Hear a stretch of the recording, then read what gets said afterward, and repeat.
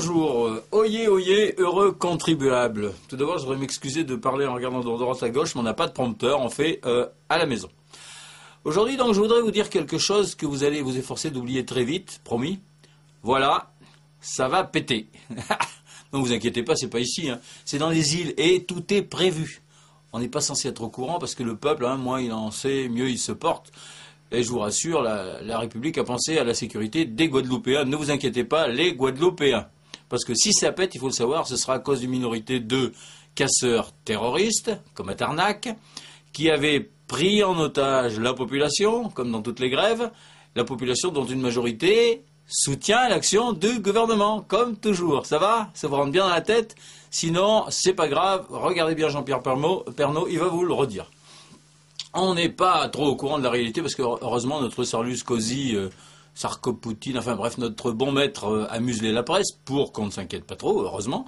Et s'il y a bien un moment où ce dispositif de mise en place de simili-journalistes en laisse sur toutes les chaînes peut se révéler efficace, c'est quand ça se passe loin, dans les îles, là-bas chez les Noirs, Alors il paraîtrait, c'est sûrement des gauchistes qui disent des conneries, mais enfin il paraîtrait que plein d'Airbus ont débarqué en Guadeloupe depuis janvier avec 4000 militaires, gendarmes, CRS, armés jusqu'aux dents, des chars d'assaut, des munitions, on rigole, des vivres, pas pour la population, rigolez, pour nourrir les larbins en uniforme, c'est que ça bouffe et que ça picole ces bestiaux. Et même, figurez-vous, truc rigolo, des cercueils en plastique. Oui, des cercueils en plastique. Pourquoi on dirait en plastique? Bon, parce que c'est pour l'écologie, bien sûr. Et puis, parce que si le bananier fait de bons cercueils pour les civils, à la limite, en revanche, c'est un très mauvais bois pour les cercueils militaires, le bananier. Un militaire, ça doit sentir le raisin fermenté, ou la pomme, ou le plastique. Mais un militaire qui sent la banane, c'est nul, sauf si c'est étouffé dans son vomi à la sortie du Beaujolais nouveau. Bon. Bon, je tiens à vous rassurer, tout ça ne coûte rien, pratiquement rien. En fait, 3 millions d'euros par jour, plus les primes de retraite des militaires qui comptent double pour les missions exotiques. Enfin bon, pas grand-chose, quoi. Enfin, rien par rapport à si on devait refiler 200 euros de plus par jour à des dizaines de milliers de feignants de couleur, qui ont déjà la chance d'avoir du soleil, alors que dans le parc de l'Élysée, on se caille les miches, pas vrai, Carla? Sans oublier que comme les Noirs se ressemblent tous, ceux des îles d'à côté, tu vas voir qu'ils vont exiger la même chose. Bon, moi, je sais ça parce qu'il y a des salauds qui diffusent l'info sur Internet. Je ne devrais pas le savoir. Parce que le peuple, comme on dit, il est con, il vaut mieux qu'il reste ignorant. S'il voit des plus riches que lui, ça lui donne envie. C'est pour ça qu'ils ont viré le Dakar d'Afrique, parce que les motards bien gras, ça ouvrait l'appétit des Sahéliens, et puis ils crevaient la dalle, quoi. C'était pas bon, quoi. S'il voit des trucs qu'il comprend pas, le pauvre, il les juge mal, et c'est pas bon pour la cohésion de la Guadeloupe. Pour citer Raymond Soubi, le larbin délégué par Sarkozy, pour venir nous tartiner de vaseline avant la charge de la brigade lourde. Légère.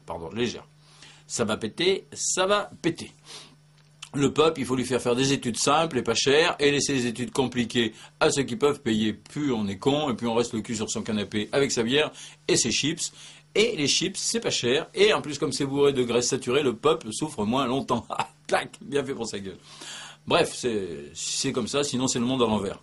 D'ailleurs, pour faire référence à ma chronique de la semaine dernière, qui est toujours en ligne juste à côté d'ailleurs, je me demande si la fameuse maxime de Jean de La Fontaine ne devrait pas plutôt se dire dans l'autre sens, selon que vous serez blanc ou noir, les jugements de cour vous rendront puissant ou misérable. Parce que on rigole, mais de la Guadeloupe à la Maison Blanche, en passant par la Martinique, et la Réunion, même les racistes sont bien obligés de constater que par les temps qui courent, l'espoir est de couleur plutôt foncée, tu vois, pas bien, enfin pas clair, quoi. Et Myrlène ou pas Myrlène, c'est à se demander si nous, les palichons, on ne serait pas une race en fin de règne, ou pire, un règne en fin de race.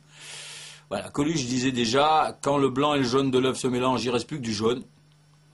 Alors je voudrais faire mes excuses à des gens aux idées aussi opposées que Jean Ferrat et Jean-Marie Le Pen, mais comme en plus c'est pas demain qu'on empêchera les mâles et les femelles de toutes les couleurs de se mélanger, surtout qu'elles sont excitantes les noirs pour les blancs et inversement, eh ben il faudrait être aveugle pour ne pas le voir, même en regardant TF1, aux États-Unis comme dans les îles, c'est pas la femme qui est l'avenir de l'homme, c'est le noir. Alors souhaitons-lui bonne chance, à la semaine prochaine.